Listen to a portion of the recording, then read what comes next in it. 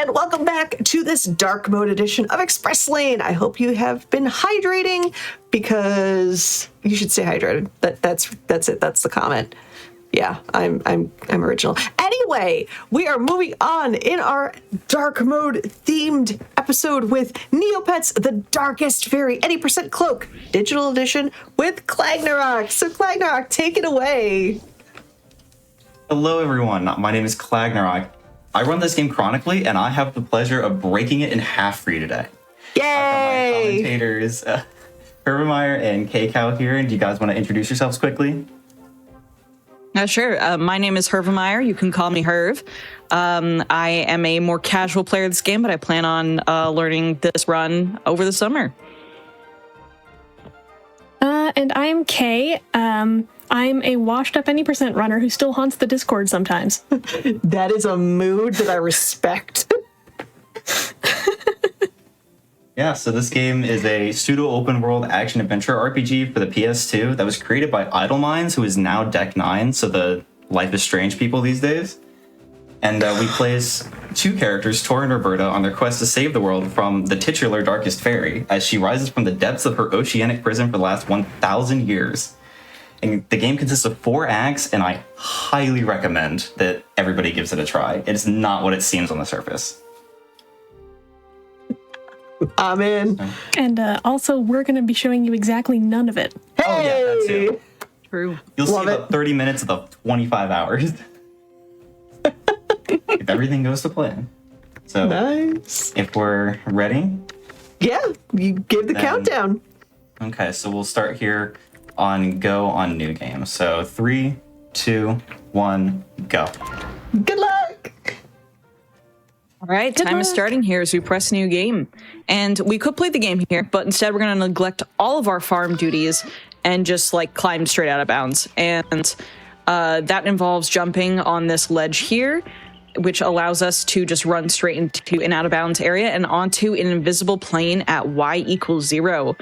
And this floor is infinite, so we can run anywhere we want, but only some parts of the map are loaded in at one time. So to get somewhere, we have to hit specific loading zones.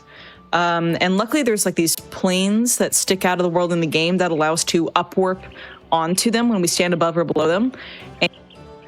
And so we run to hit those loading triggers. We can load all the zones we need to while staying out of bounds, which is useful, but occasionally finicky. That's an understatement. I didn't realize I was booking games today that are, we're just going to go out of bounds in the first 5 seconds of the game. Hope you're all cool with that. Oh, yes. Oh yeah, that really just sets the tone for this entire I run. love it so yeah. much. We're constantly It feels like inbounds, most of the out run is out of bounds. bounds. Oh, yeah. We've got plenty of other categories that do similar things. We've got this run where the main thing is obtaining the Cloak of Heroes so that we can do a few much easier tricks and completely break the game in half. And then we have No Cloak, which skips that and has some more finicky tricks. We have All Bosses, which is As It Seems. And then we have Hundo, which I'm currently learning to try and beat the current world record for. Nice. So that's a fun grind. But here we just quickly upwarped onto a plane about like 2 areas away from the farm and just grabbed a speed potion just because it's about 10 to 20 seconds faster here for us to run over to this first area. The first area is called Shadowglen Woods. Normally you would enter this area at least like 30 minutes of gameplay in, but we're going out of sequence a bit because we're going to grab a flower that we'll need for a glitch later. So as we continue to hit these loading planes, we will, eventually pop out into this woods area here, right there like that. And we're just skipping through all of it to grab that one flower Just right in this the thing. middle there. Kind of looks like a banana. A little bit, It's yeah. a banana flower. Is it like a tulip or something? I don't know. The Arabindus flower is a strange thing, to be sure. And now we're just leaving the area. Normally the way we would come in, but instead we're just, walking out.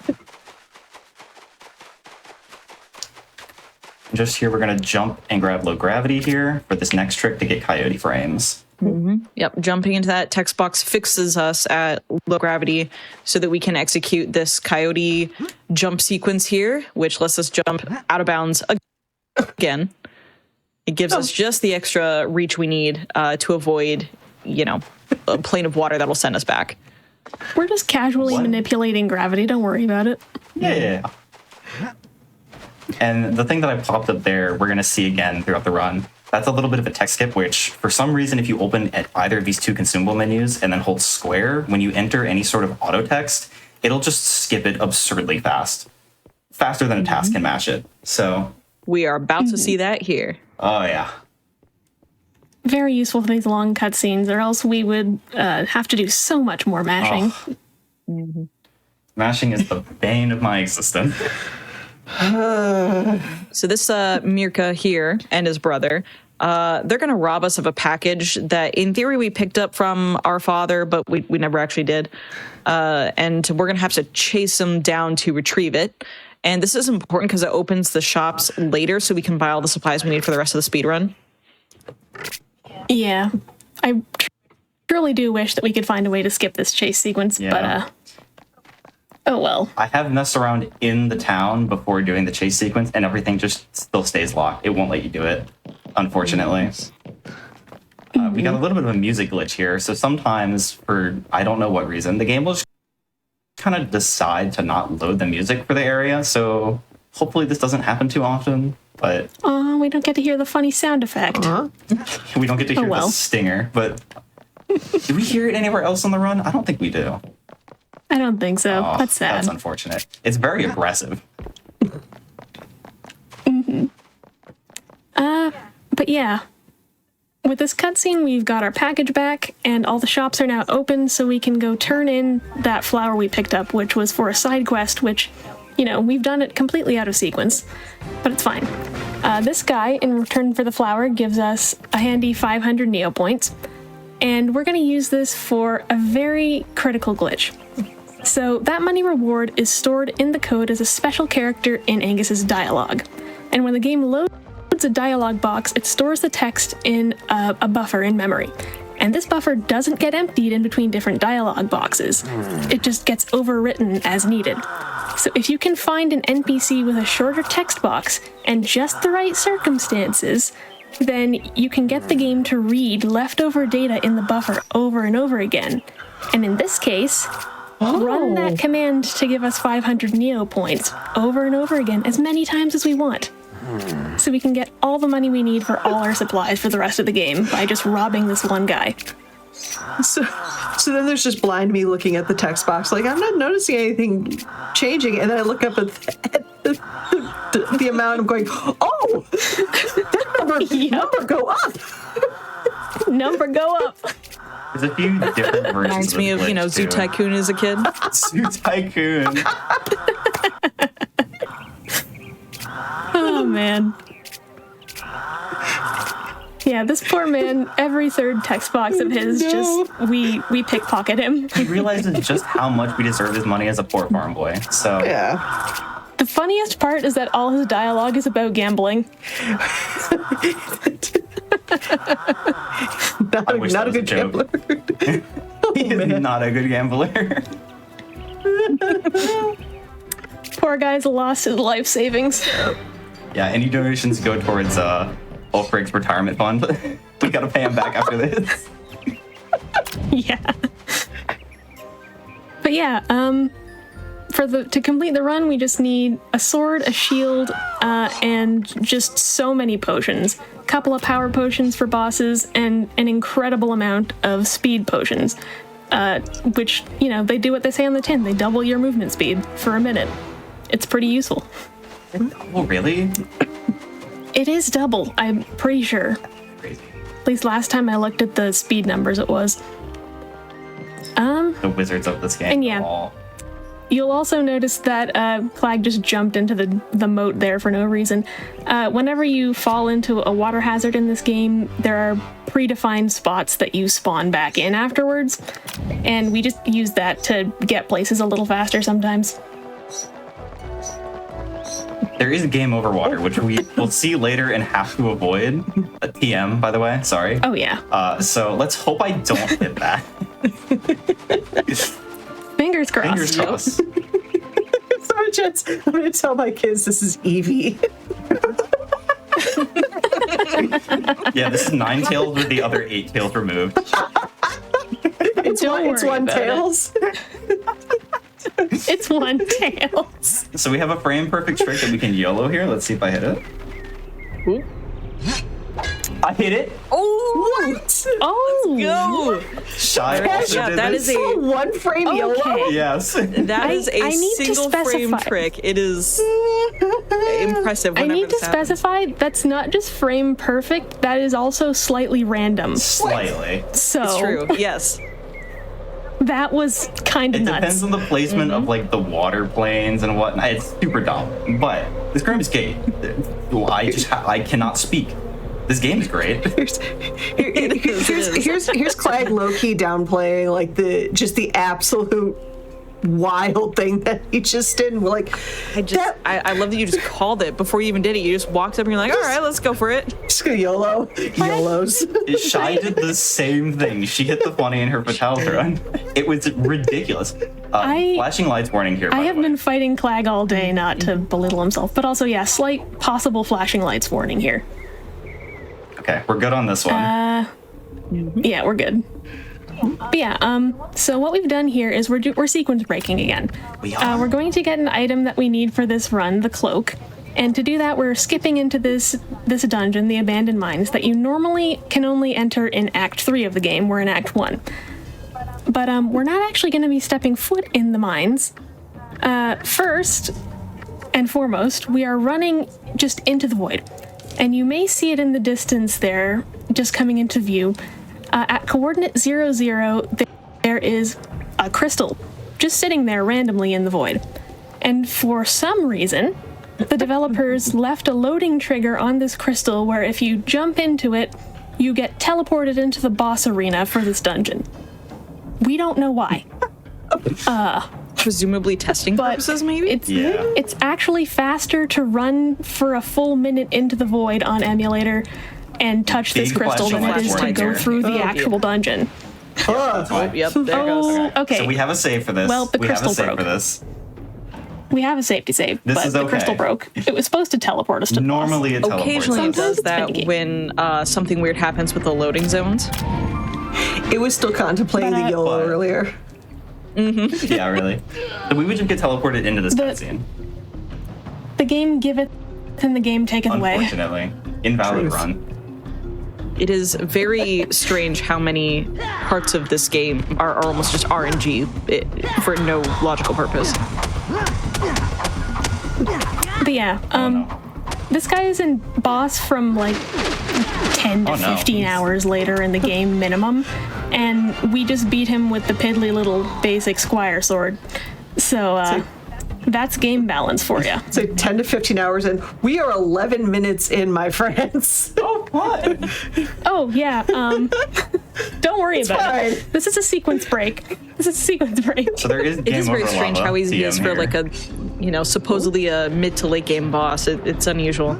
Oh yeah, it's very, I feel like not intended, but I don't think his AI works as it's supposed to, if I recall correctly. Yeah, one of his attacks just seems not to work. And he kind of just like Here- sits there. We're rescuing the mayor, and he will reward us with a potato sack later. It's a very powerful potato sack. An empty one. It is in fact the potato sack after which this category is named. The cloak. Truly a critical potato sack. In the game, references the tattered cloak, but they call it the Cloak of Heroes. It's very prestigious. True. You may notice that Tor here, our character, is already wearing a potato sack. This one is fancier. This one is much fancier. It even has a hood. This is the formal wear potato sack. He wears this to baby showers, I guess.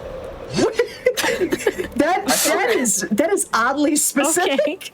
Okay. I don't really know. I don't know where I was going Here's with the that. baby in question. It's our friend Gigatad. Yes, the best boy, Gigatad. Oh boy. Things have I was fun. We're expecting. also doing the text skip glitch to get through this dialogue way quicker. I don't want to spam all this. Oh, we're also going to be picking up a new sword while we're here, just for a little extra damage. I like that you're randomly sparking in this whole thing too. Oh yeah, so that is like a visual effect from the potion we have. If you look closely later, the power potion will glow us red. Oh. So it's just interesting. Perfect. I hear a little bit of audio spam for a second with this potion reactivation. Okay, we're good. Yeah, so the reason we got the cloak is that it opens us up to a whole fun new array of glitches that use the end lag of the taking off the cloak animation. The first of which you just saw there wasn't quite successful, but it's called the mega jump, in which we use the lag from taking off the cloak to effectively stack 2 jumps together and soar way up in the sky. You can use it to jump over some invisible walls and get out of bounds in some places. It's quite useful. But that's not the only glitch that we use the cloak for. There are many more to come. More we're going to see in the next minute and a half. Yep. This run has gotten progressively more broken over the past maybe 2 months, to the point where it's kind of hard to keep up. Yeah, I last ran this game a few years ago, and they've changed so much since I stopped. I'm constantly just perplexed, berating them. I went on vacation. I was gone for 2 weeks, and I come back, and I feel like I have no idea what's happening anymore. I cannot believe you don't buffer that clip. Yeah, so that's a frame perfect clip, by the way, and I'm the only one that refuses to buffer it. So there's actually a madman. couple of those that I refuse to buffer. So we've gone from YOLOing a frame perfect trick to I don't need to buffer this frame perfect trick. Precisely. So the YOLO is genuinely, we don't have a setup for it. There is, once you void out in that water, it'll spawn you in a very specific place where we have a really easy lineup though. Yeah, we got good backups for this, but yeah, we're in Illison's Glade now. We've sequence broken again to go fight basically the final boss of Act 1. His name is Narfus, and we had to do that whole out of bounds sequence because we haven't been doing the plot, so we couldn't get in here the normal way. The reason we come back to the beginning of this treetop area is because you have to hit a trigger here to get the boss to actually spawn, but then rather than run all the way up to the boss, we do this trick. What? Our next fancy cloak glitch, this one called the ledge fly, in which by standing near a ledge and pressing a specific button combo and direction during the lag of the cloak animation, we trick the game into putting us into a ledge hang state while also giving us velocity to move. There's also this if I hit it. Oh, okay. Oh, I can he still was back it rude up. this I can time. still back it up. I got part of it there. Okay, you got it a little bit. So his hitbox is a little strange, and this sword makes it easier. But if you just kind of time your swings to do those quick jabs, it'll just kind of stay inside of his hitbox, and he'll get melted sometimes. Yeah, it just hits him once a frame for some reason, and this is the only boss that it works on, to my great dismay. On certain bosses, you can see it visually kind of make almost the hit visual on them every now and then, but for whatever reason, it just doesn't affect them the same way. We don't really know why. Yeah. Of crucial note here, the cutscenes after defeating Narfus take away your cloak glitches for some reason. But luckily, to get them back, we just have to pick up an item and watch the item pickup cutscene. And luckily, RNG was kind to us and gave us an egg first try. Fun. Phew on that one. Yep. And now that we have our cloak glitches back, we want to get out of bounds again, perhaps unsurprisingly. And this is so we can run back straight into Meridel, into the castle, which is where we need to be to get to the end of Act 1 and actually enter Act 2. And so, because we didn't do any of the plot, the front door to the castle is locked, which is why the out of bounds is so essential. And there's a few backdoor triggers here out of bounds that'll take us straight into the loading zones we need to be in, which is very convenient. The best So you part can see is the castle sort of loading in over there. the best part is that this trigger isn't used in the game, but we're suspecting that it was supposed to be used as a third act kind of break into the castle kind of thing. Oh. So we have some masterminds in our Discord that broke this game completely apart and re-engineered it. Shout out to formerly Monster but now Ella. And she just completely destroyed this game in half. It's true. Oh yeah. Ella she has done so much work modding this game to help learn the speedrun. It's amazing. And so that was the warp there.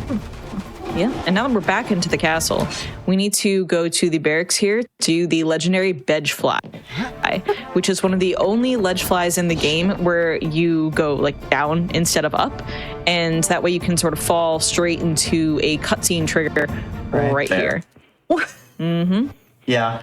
And now it's the end of Act 1. So we're just gonna not do this little run here. And instead, we're gonna do another mega jump onto the plant. And then behind it. And then if my game is nice to me, I can just do that.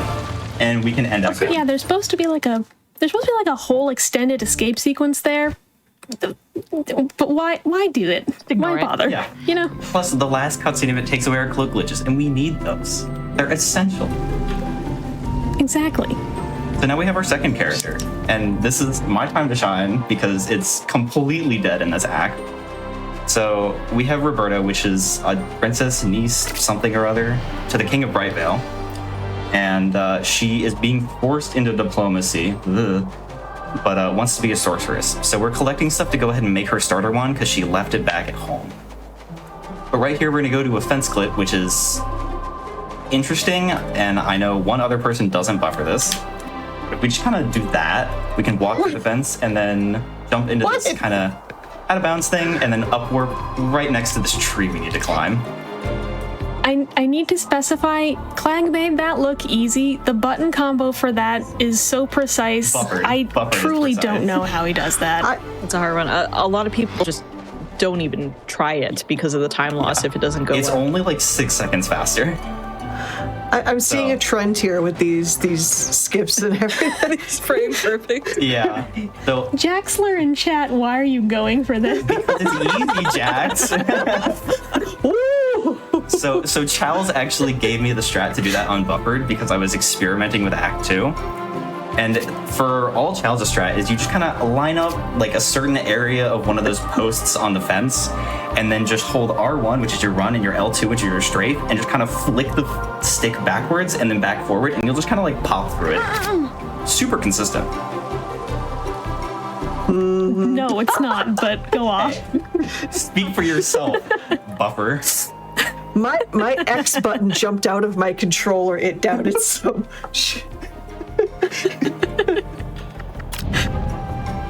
That's such a good line. Impressive. I want to steal that. I want to steal that. Go for it. Go for it. Oh, man. So for right now, we're doing a little bit of casual Act 2. We're just walking around talking to people.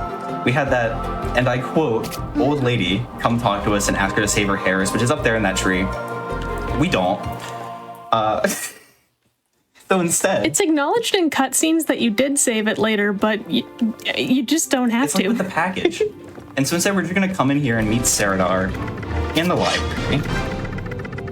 He's going to put together our wand, and we're going to do some wand training with this horrible spellbook that loves to be mean. If I do the spellbook manipulation correctly, this shouldn't take very long. Y'all got a manipulation for this thing now? I do. It was not being nice, but that's fine. Every day I learn a that new looked way pretty this game nice has to been me. broken. Ideally, you can get that in 2-3 hit combo cycles. It's the best I've got, but it's okay. We have a new trick coming up here. I guess it's not a new trick. Newly implemented trick. That It's pretty new. it had been timed before by somebody, but they said it was slower, but I guess it's just a skill issue because I timed it and it was 10 seconds faster. Deesh. So we call this Jube, which is short for Jordana Out of Bounds, which is the old lady character that we get to see a lot. And we kind of just will go to our bed, go sleep. The big bad evil fairy is going to take over Fairyland. And then we're just going to walk next door to our instructor, Saradar, to his room and just kind of use a plant to just defy walls. Because we can. And assuming I do this right. I tell you, walls are a suggestion in this game. Yeah.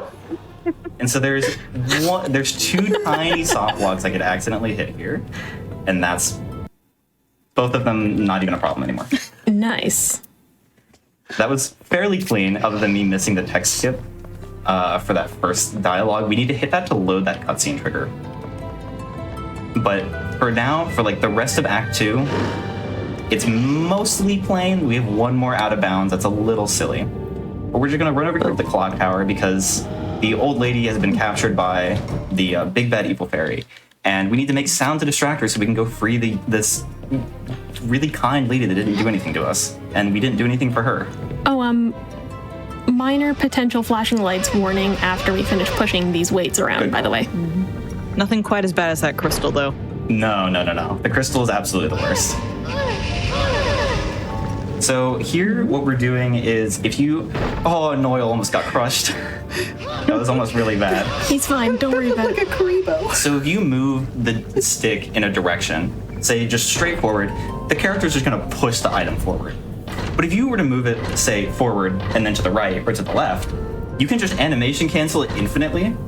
So if you just kind of wiggle back and forth between the diagonal, you can just repeatedly grunt and move the item really fast for no reason. Why is this in the game? Great question.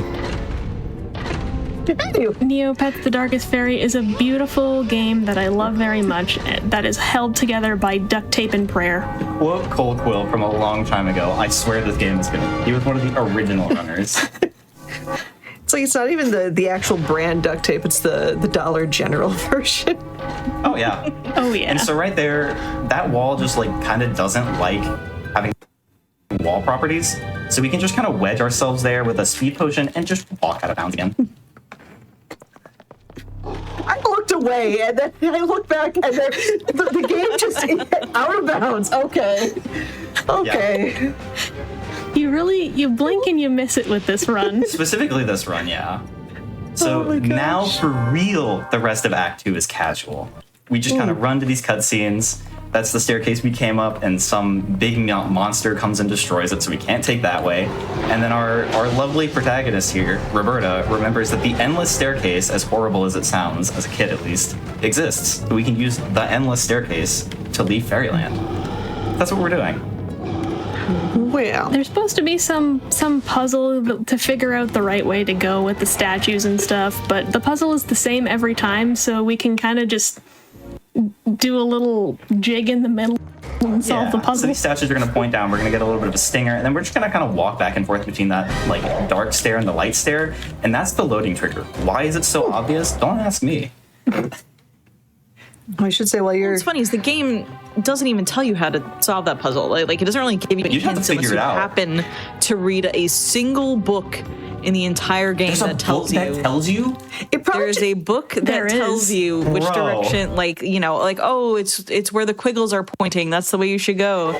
But if you just happen to not read that book, which is super easy to do, you're never going to know. Look at this guy, doesn't even know the endless staircase lore. It just, the game probably just assumed that he was going to go out of bounds anyway.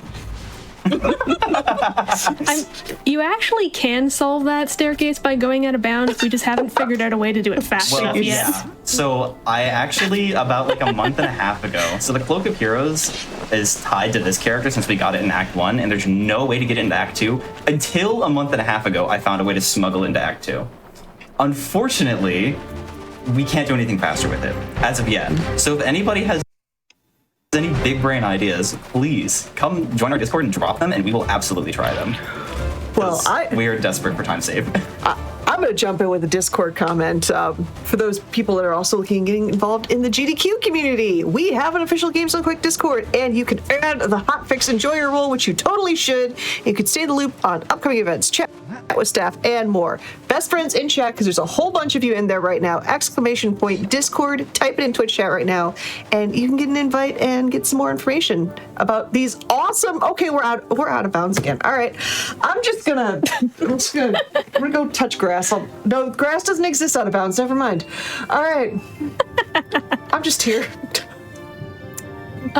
This area may look familiar to you.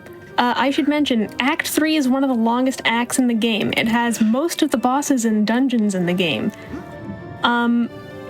we don't do any of it. None It's of not it. entirely We are just true. we're just entering the back door of the castle again, the same way we did in Act 1. Yeah. Why would we play the game when we can just not? That's what speedrunning is all about. Playing this game you love fast as little as possible. The funny thing is, most of the runs that I usually do are actually glitchless categories. So seeing this, my brain is just like, what am I looking at? I don't think anyone's tried running a glitchless yet. I don't I've been think so. considering making a no out of bounds category for this game, and let me tell you, it would be so much. Oh, I bet. Oh, yeah. It would be like a multi-day stream almost kind of most of it. thing. So here we have the Faerie sisters, which chased us out of Act 1. And the reason we have to swap to our other character there... Presumably, yes. We actually just kind of left on our own will. So we have to come up here and hit them with Roberta because they have a magical shield that makes them invulnerable to physical damage. And because we skipped a few triggers that we're going to have to go hit later, we can just kind of wail on them until they're HP 0. Okay, They're but very why nice is to us. why is King DDD in the background? Like legally, you saw that, right? Yeah, that's King Scarl. That is King Scarl, not King DDD. I can see the I resemblance. can too, don't worry. It's They're not second you. cousins, okay?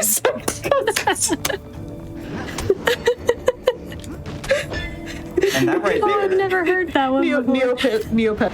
That's the DDD fairy. Oh, I gotta be sure. Oh, you got squished, minion. Yeah. If you freeze him during his spawn animation, that happens. That was not nice. This game is all sorts of broken, but it's so perfect. I'm loving this run so much. It's a good one. It's a beautiful speed I'm game. very glad Everyone you should enjoy play it. this speed game. These minions are frozen because they are just so annoying to fight if they're not, because they tend to hop around to the point you can't even hit them. And they can just choose Oh to yeah, dodge your we should mention that fight with those minions Clag just breezed through is the hardest fight in this Oh, run. absolutely. By far. You get hit once you die, basically. Oh, Yeah. There is, so I learned this recently. There is genuinely a stealth damage mechanic in this game, which is why those like little frog looking guys kind of just died immediately, whereas otherwise they would take 2 hits.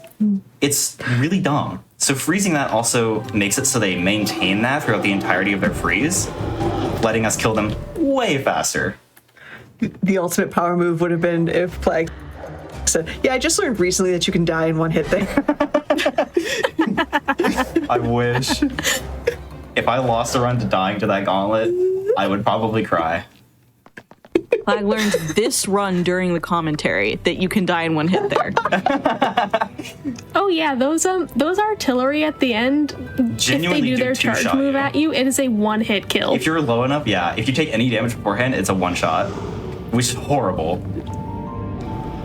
Those artillery are my arch nemesis. Your artillery nemesis. Exactly. So that there, I figured out on my own, where if you walk kind of towards that target that we need to power up with our magic, and then turn away, you can get Roberta to aim at the target, kind of, but not the Darkest Fairy, which she loves to do, which we can't hit, and skip both texts, and just kind of fuel it before we get any instruction on what to do. And this is Act 4, but we are skipping all of it. Act 4 again. Exactly. Straight out of bounds. Yeah. There's no experiencing the actually pretty cool environment of Altidore here. Instead, we're going straight into This what is would the only end be of the Act final 4. puzzle. Yeah, this is the end of Act 4, and it is the last like puzzle room series of different and actually relatively annoying things you would need to do in this area. But this is- you know, I just must cut that out. emphasize that single ledge fly skipped minimum 10 hours of content. Oh, yes. It's quite a lot. And this is the last dangerous run in this trick, or dangerous trick in this run. There's Dangerous a game over runs. playing if I mess that up. Oh my gosh. Oh, where'd they go? Okay. And everyone knows if you get a little unlucky in the sewer shrine, it's going to take you a very, very, very long time to finish this act. Don't remind me. But yeah, just one final puzzle, slapping some switches with our magic sword, and we're about to hit the final boss. And that is exactly what we needed to collect those modes throughout the game, other than doing extra damage. And so we're going to skip 4 cutscenes here. 4 cutscenes. And then we have the big bad, terrible evil boss trying to destroy 2 kingdoms at once, in her words. Hardest fight in the game.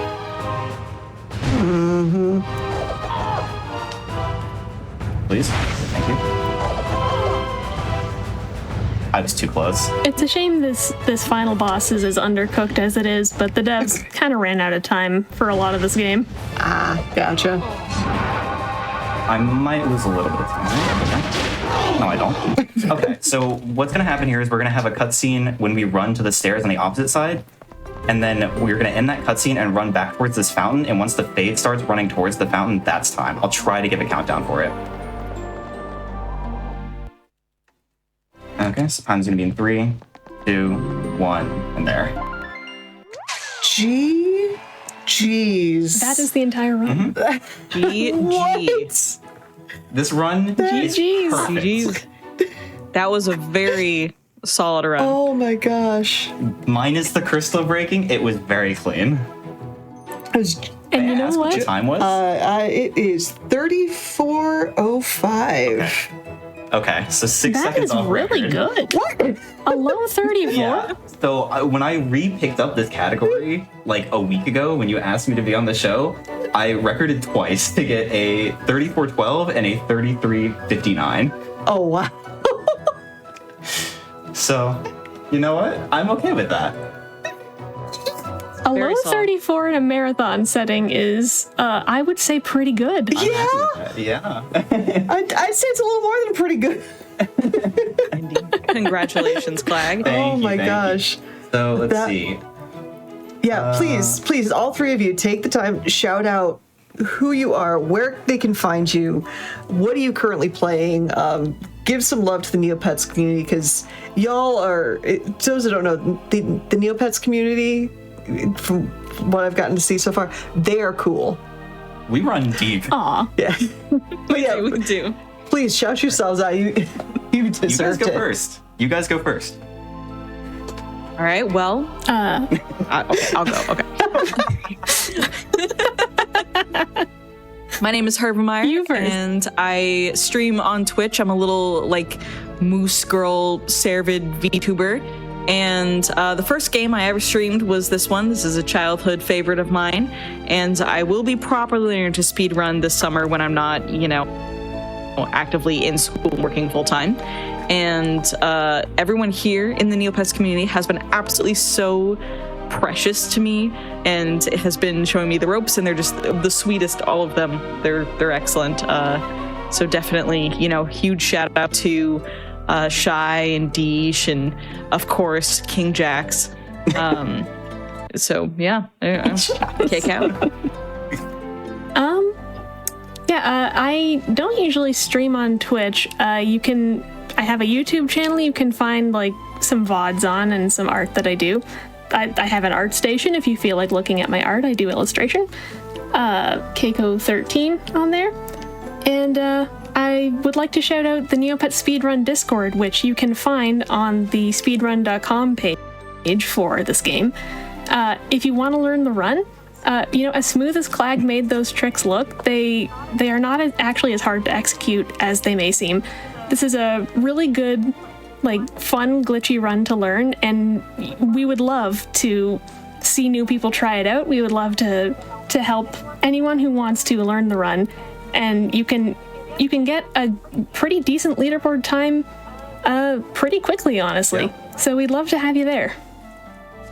Well, I'm Clagnarok, as before. I've been streaming on Twitch as of recent, and all my PBs and whatnot are being uploaded to YouTube. And right now, as I said, I'm learning Hundo, which is 100%, which is a very long 3-hour category, but I'm currently trying to get records on all 8 runs of this game, so the 4 categories, both on console and digital.